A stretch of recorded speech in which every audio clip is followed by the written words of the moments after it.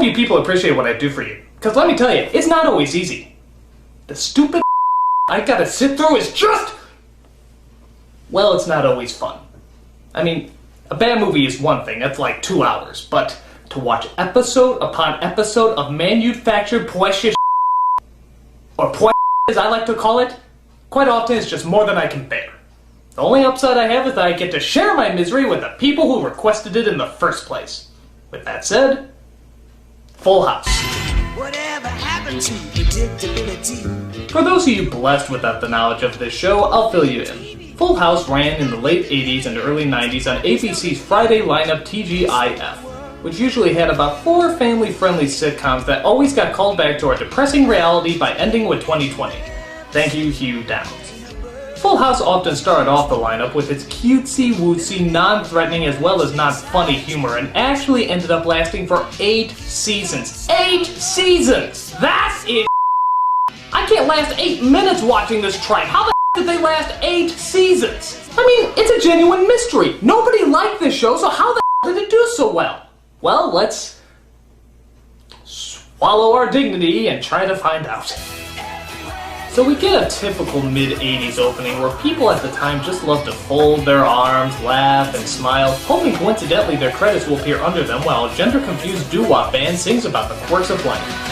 Everywhere you look, everywhere there's a heart. Ah, those were the days. I especially love this image of a cutesy scenario going on while we stare at a gigantic prison. If that's not symbolic, I don't know what is.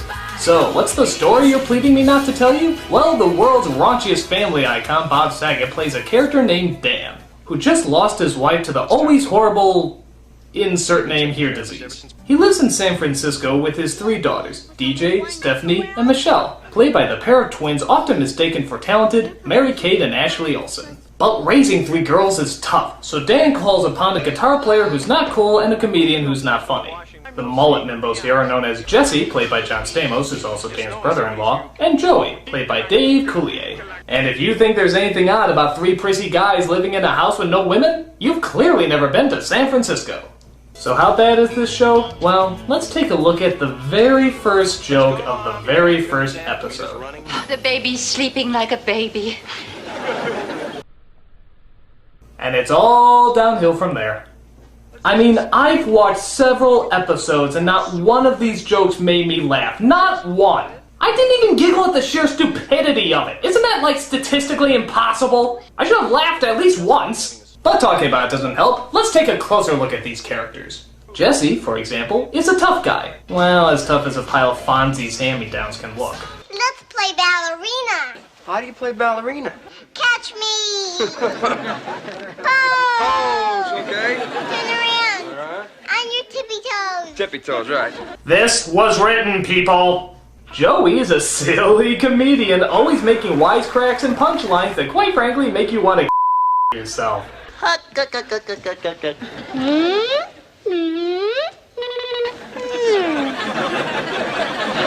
You know the guy from the Police Academy movies, the one that did all the incredible sound effects? Dave Coulier is nothing like that guy. Hi, Michelle. It's me, Kermit the Frog. Hi, it's me, Pee Wee Herman. Ha! Do you want to go to my playhouse? Ha ha! He's like the man of 1,001 impressions. And not one of them right. If you move back into the house, you can have a big juicy bowl of Jell-O. I figure if I imitate a funny, successful comedian, I myself may one day become one. Oh, and did I mention he has a puppet of a woodchuck brilliantly named Mr. Woodchuck? It'd be nice to hold something warm and cuddly that didn't always talk about wood. I'm above that joke.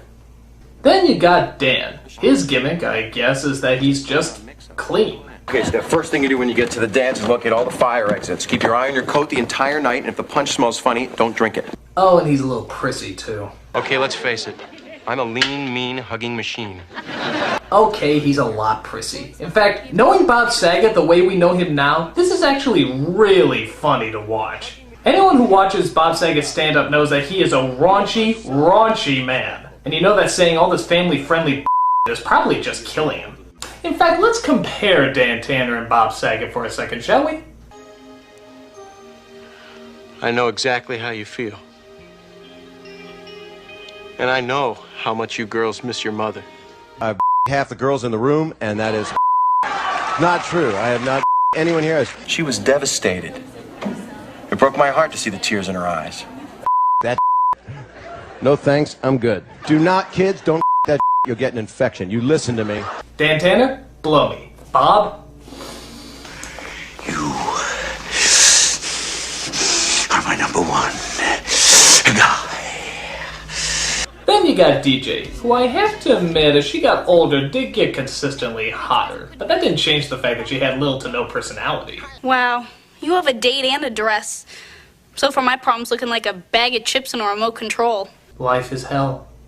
There's Stephanie also, but she's sort of on the same boat of blandness. Neither characters really make an effort to stand out. Stephanie, what are you doing?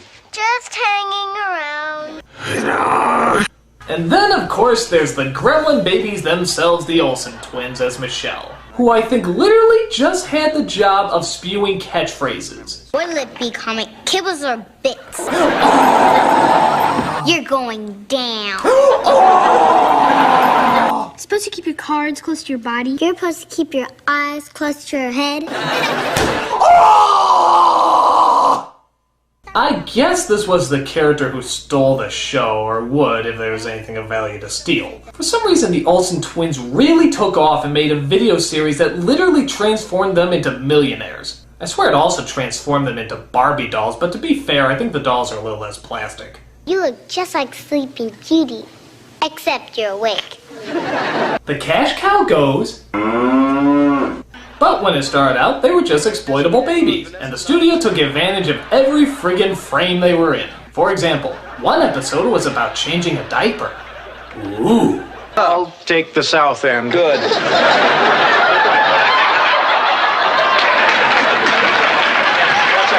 That got an applause, people. That gives you an idea of the kind of humor they deal with on here.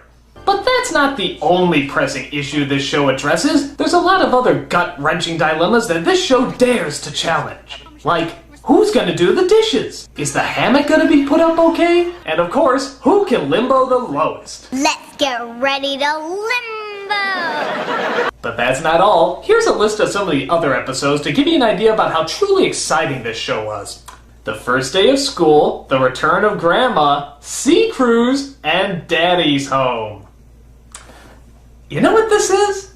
This is the life of people in picture frames. No issues, no real dilemmas, just a series of cuddly inconveniences. This family makes Norman Rockwell look butch. Grow some will ya? There's other characters who eventually evolved into the show, like Becky, who fell in love with Jesse and eventually married him. Again, she's pretty dull, but I'd be lying if I didn't say she was kind of hot. Rather than, oh, I don't know, move out of the house, Jesse and Becky stay together and give birth to twin boys. Yeah, because one set of annoying bad-acting twins just wasn't enough. Do you know what he said? No, just keep naughty. These boys are no actors, as you can clearly see. You can practically see the cue cards they're reading off of. You're no fun anymore.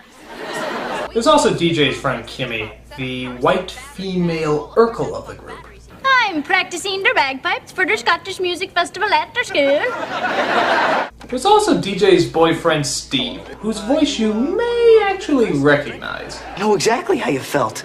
Like someone punched you in the stomach and knocked all the wind out of you. Perfect timing, Boo, as usual. That's right, it's Aladdin from, well, Aladdin. That's an interesting bit of trivia for you. But what the hell is he doing on this show? I recently caught up with the actor who played this role, and I asked him why he took a part in such a awful show. He had this to say. Gotta eat to live, gotta steal to eat, tell you all about it when I got the time. Yeah, it's from our talk.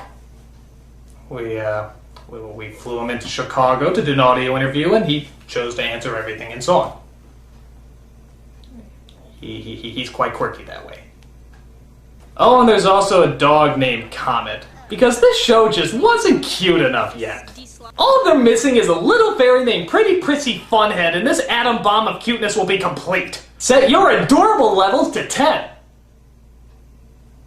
Now, most shows often have a theme or pattern, but in Full House case, it's more of an overused manipulative plot device. And trust me when I say they have several. Like, how about the corny music that would play whenever a speech is being made? What is it, honey? It's just not fair. I didn't even know what love was until I met you.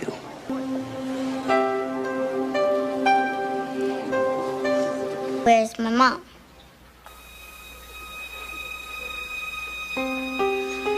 How out of it was I? You were here, sweetheart, but it was like part of you was missing. It's not like the actual emotion of the scene is enough to carry it, so we have to play music to let you know when to feel something. What I wouldn't give to hear that sappy music over a scene that didn't require it. Stephanie, there's a time in every girl's life when she might be noticing some changes. They might seem strange or bizarre to you, but it happens to every young woman. It's called having a period. It's gross, disgusting, and unnatural, but it's something that all females go through. You may see your body as something possessed, horrifying, or despicable. And that's because it is. Stop it. Right now. But that's not the only pattern. Every single show has a relatively harmless problem that always seems to be solved within a half-hour time limit, or, in most cases, a 1-minute speech. But you still got me. You got me too. And me. And me? And me? And me. And me?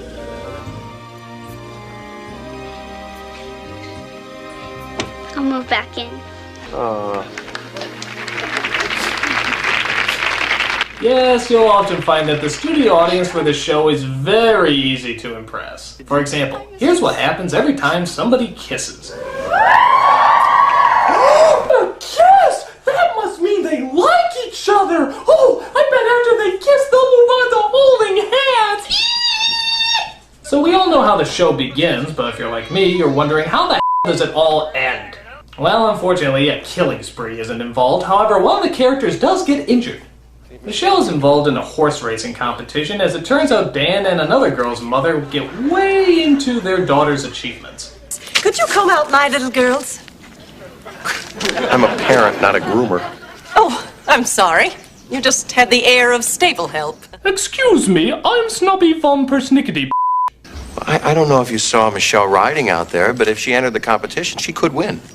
Enjoy your little fantasy, because in reality, my Elizabeth wins this competition every year. Did you know that I actually eat good for breakfast and regurgitate it as evil? It's a delightful practice. This is why you don't go to public school.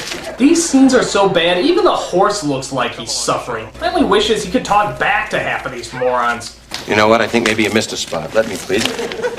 This is so demeaning. I wish I was glue. What do you think, Peppermill? If you like the idea, just stand there. You're an insipid. He loves it. All right, Peppermill. I am going to tell you the same thing my beloved track coach told me right before my very first big track meet. Tanner, you keep those water bottles filled. Your humor is like my old and non-functioning. Well, that's going on. Jesse and Joey tried to put together a show about how they're going to go into wrestle. Okay, what mental asylum did this break out of? Put my foot around your neck like this. Come here. This was a family show, right? So Michelle and the other girl decide to go out and practice when suddenly tragedy strikes. Off you go! Free at last! Maybe I could be a stand-in on Seabiscuit. She fell off her horse. Oh my gosh! What happened? Should I do my Popeye impression? So Michelle wakes up, but unfortunately has a horrible case of amnesia. Actually, what am I talking about? It's not unfortunate at all. I wish I had that right now. Well, memory loss is very common with head injuries. How long's it going to last? Well, usually it's just temporary. One episode, 20 minutes tops. So everyone tries to get Michelle to remember who she is. Dan, Jesse, Joe. Seriously, dude, which hospital? So, do you all live in the neighborhood? No, you're gonna love this. We all live in this house. Oh, I hope it's bigger than it looks from the outside. Well, through the magic of studio sets, plot holes, and inconsistent writing, yeah! So her memory does finally return in a weird existential moment where the two sisters are finally shown on screen together. I'm your memory. Where the heck have you been? I've been looking all over for you.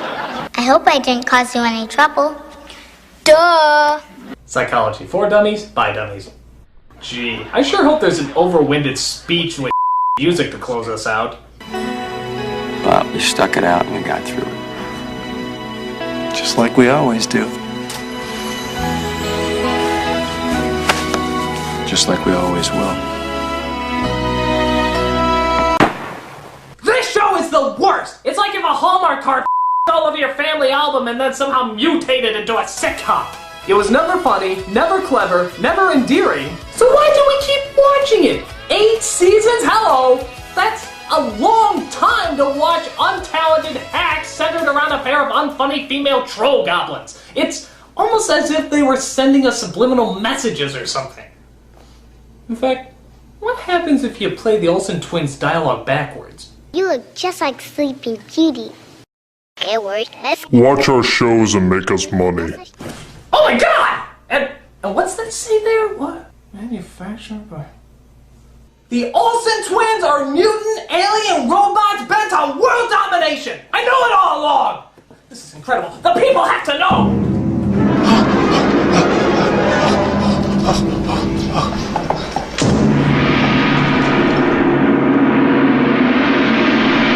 Come play with us, Critic. Come play with us. Come play with us, Critic. Forever and ever and ever and ever.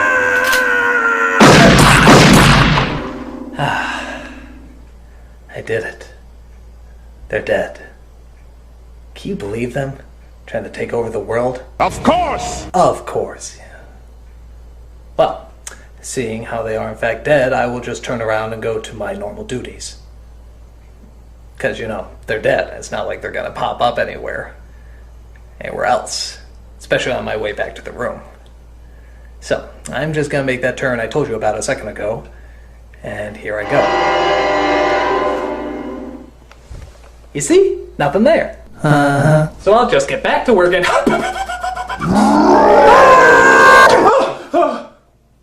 Oh, it was just a dream all along. Well, I'm the nostalgia critic guy, remember?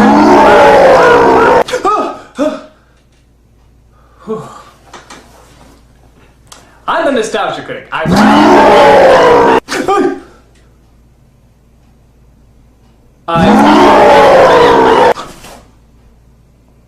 You know what I do and you know why I do it.